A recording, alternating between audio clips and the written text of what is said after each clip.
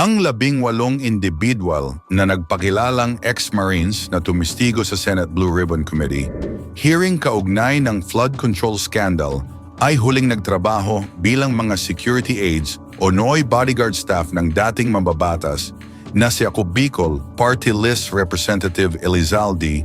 Gayunpaman, pagdating sa kanilang background sa militar, nilinaw ng Armed Forces of the Philippines at Philippine Navy ang ilang mahahalagang detalye tungkol sa kung saan talaga sila nanggaling.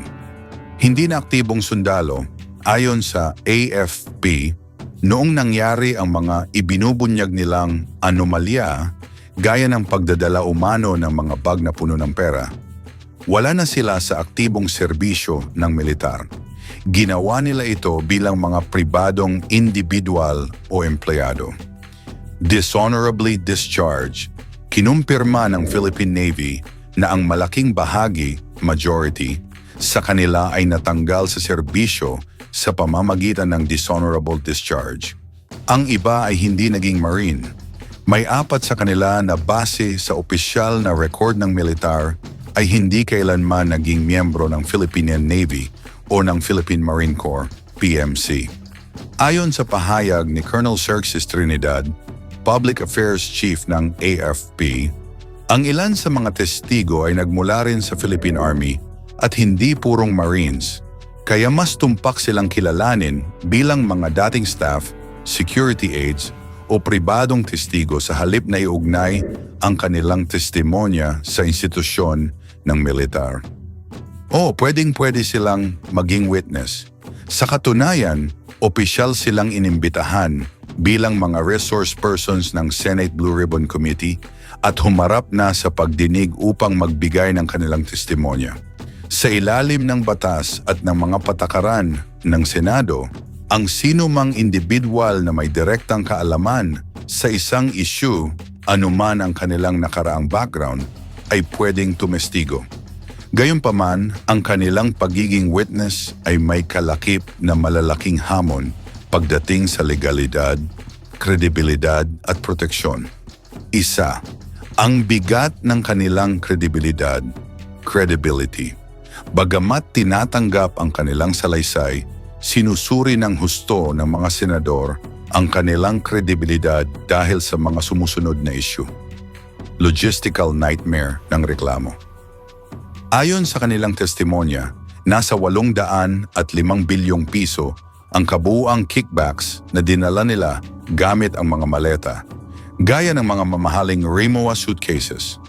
Pinuna ito ng ilang mambabatas, gaya ni dating Senate President Pro Tempore Panfilo Lacson, dahil kung susumahin sa pisikal na pera, ang halagang ito ay titimbang ng mahigit 50 tonelada at mangangailangan ng libu-libong maleta, isang bagay na mahirap paniwalaan ng walang matibay na ebidensya.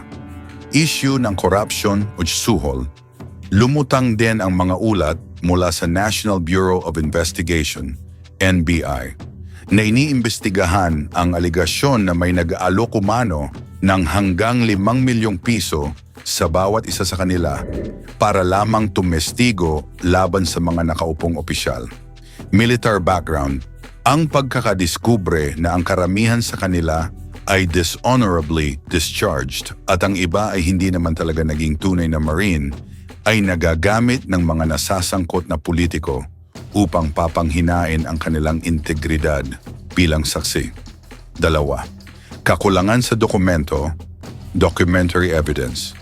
Sa mga legislative inquiry tulad ng sa Senado, ang testimonya o sinasabi, oral testimony, ay kulang kung walang kalakip na matibay na ebidensya.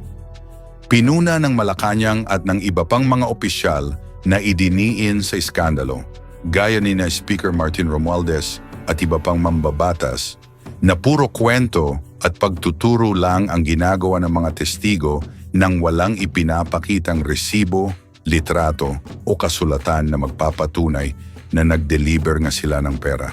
3.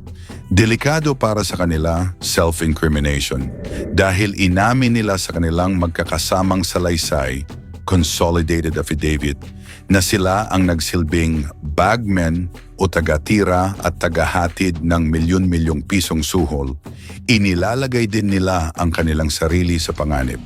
Kung mapatunayang totoo ang scam, pwede silang makasuhan ng graft and corruption maliban na lamang kung sila ay mag-apply at maaprubahan bilang mga state witness sa ilalim ng Witness Protection Program ng Department of Justice. Upang maging state witness, kailangang mapatunayan ng kanilang abogado, gaya ng kanilang legal counsel na si Attorney Levito Baligod, na hindi sila ang most guilty o ang pinakamasala rin sa krimen, kundi mga utusan lamang. Ang bottom line, pwede silang magsalita sa Senado, pero ang kanilang kwento ay ituturing na aligasyon lamang hanggat hindi sila nakakapagpresenta ng mga dokumento o pisikal na ebidensya na magpapatunay sa napakalaking halaga ng pera na kanila umanong idineliver. Bayan. Dahil kami po ang nagdi-deliver ng mali-maliatang pera at aming natuklasan na ito pala ay pera ng taong bayan. Sa madaling salita, ito po ay isang sindikato. Hindi po kami atras sa labang ito dahil ang sinasabi namin po ay totoo. Yun lang po, Your Honor. Yes, Your Honor, magandang hapon. Ang nag-udyok talaga sa amin dito, kung bakit kami nandito ngayon, even though sa mga nangyayari kahapon dito sa bulwagan ito, ang loob namin at kami ay nakukonsensya na hindi namin mailathala o ipahiwatig o ipaalam sa taong bayan na ganito na pala kalaki ang lokohan ng bansa. Dati kaming sundalo, ayaw naming maghirap ang kinabukasan ng mga anak at pangapo namin. Ano na lang ang kredibilidad namin iiwan para sa aming mga anak.